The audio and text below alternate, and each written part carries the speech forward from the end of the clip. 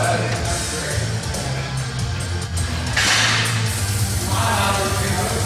on, bud.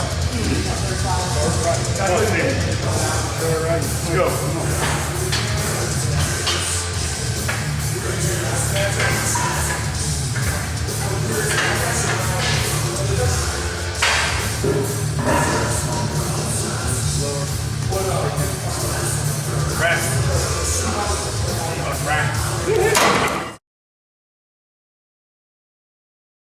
I would begin working that slowly from 95 pounds all the way up into my top training weight.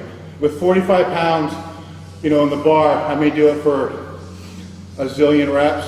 I won't work up from one weight to the next. And it's usually bar 95, 135, 185, and so forth.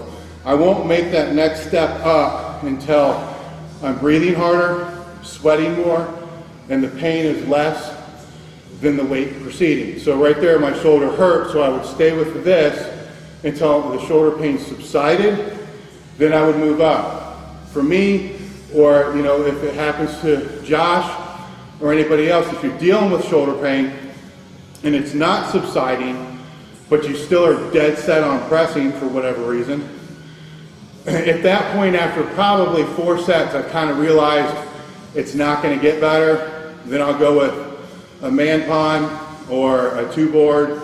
Usually I like to start with foam first, see if that helps it, because it does compress and it gives me a little bit more range of motion before I would go into a hard board. And this would be just for regular bench sets, not for max effort work or 2-board or any of the other stuff. So even for a lot of the dynamic work that I've programmed and I've done in the past, if somebody's dealing with pec issues or shoulder issues, it's quite okay to be able to use, low foam, a carpet, or even a single board to be able to work around that injury, because the last couple inches, while they are important, they're not going to make that much difference, because whatever you put on your chest is going to change your technique to a certain degree, because you're not going to be able to arch, as much as what you think that you can. So I'm going to have him do one more set, just to be sure, because some time has elapsed. And we'll go at 135. This time, I'm going to have him do a set of 5 to see if he can hold the technique for a work set, or kind of. It's a low percent.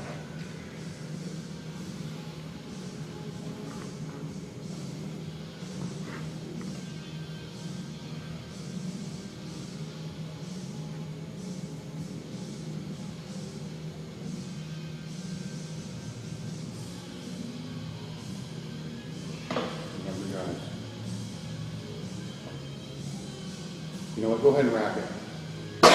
Try to do what I did on my last set. Underhand grip the bar. Keep everything else in position. There you go. Now put yourself back down. Here, that should hurt. Okay. There you go. Pull it out. Big air. 1. One more speed. 2. 3.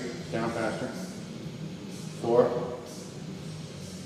5. Good. A lot better. The only thing that I changed there, it's been a while since I've shown somebody how to bench, and that's why I got underneath there too, is to get his eyes closer to the bar to bring his body down, I had him underhand grip the bar the way that I did it when I was demonstrating. What that does is it allows you to keep your feet in position, but pull your body up and actually kind of scrunch yourself together more.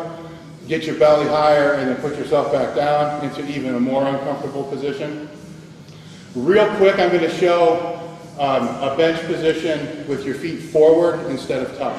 Where you put your feet, it's going to be personal preference, but usually I can tell when taking somebody through the bench which is going to work better for them based upon how they bench. It's not really how they're built, it's how they bench and how they position themselves on the bench and how they keep their upper back tight. That's why I used that cue at the beginning that JM taught me, and that's where you put your feet on the bench and arch up really high, find that back tightness, then put your feet back down again and try to find it again.